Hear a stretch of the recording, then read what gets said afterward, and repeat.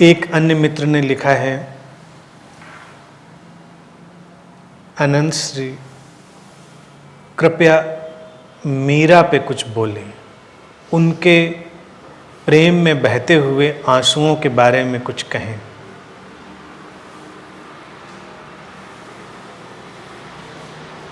क्यों तुम्हें मीरा के आंसुओं पे कुछ क्यों सुनना है? तुम्हें मीरा के आंसुओं की क्या फिक्र है? तुम्हें फिक्र करनी अपने आंसुओं की करो।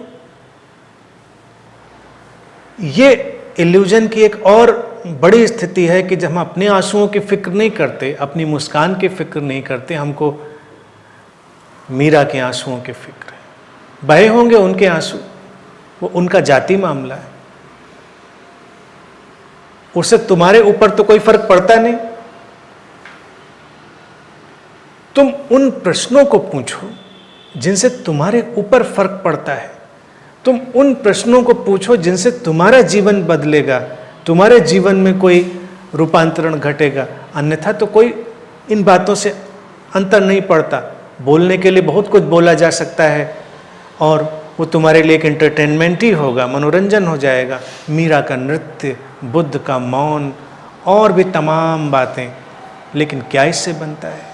बुद्ध के अंदर मौन घटा तो घटा, तुम्हारे अंदर घटे तो बात बनती है।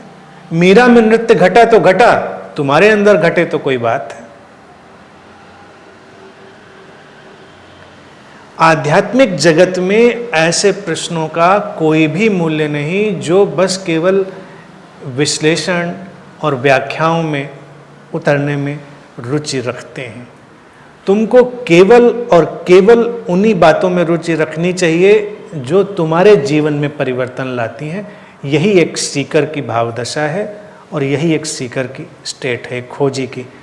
खोजी बाकी चीज़ों में नहीं पड़ता, किसको क्या हुआ क्या नहीं हुआ, कौन एनलाइटेंड हुआ कौन नहीं हुआ। तमाम लोग इसी में लगे हुए हैं कि कौन ज्ञान को प्राप्त हुआ कौन नहीं हुआ। कोई भी ना हुआ हो तो भी क्या फर्क पड़ता है? तुमको अगर कुछ ढूंढना है अपने जीवन में अर्थ, तो तुम ढूंढो। अर्थ तो तुमको ढूंढना है।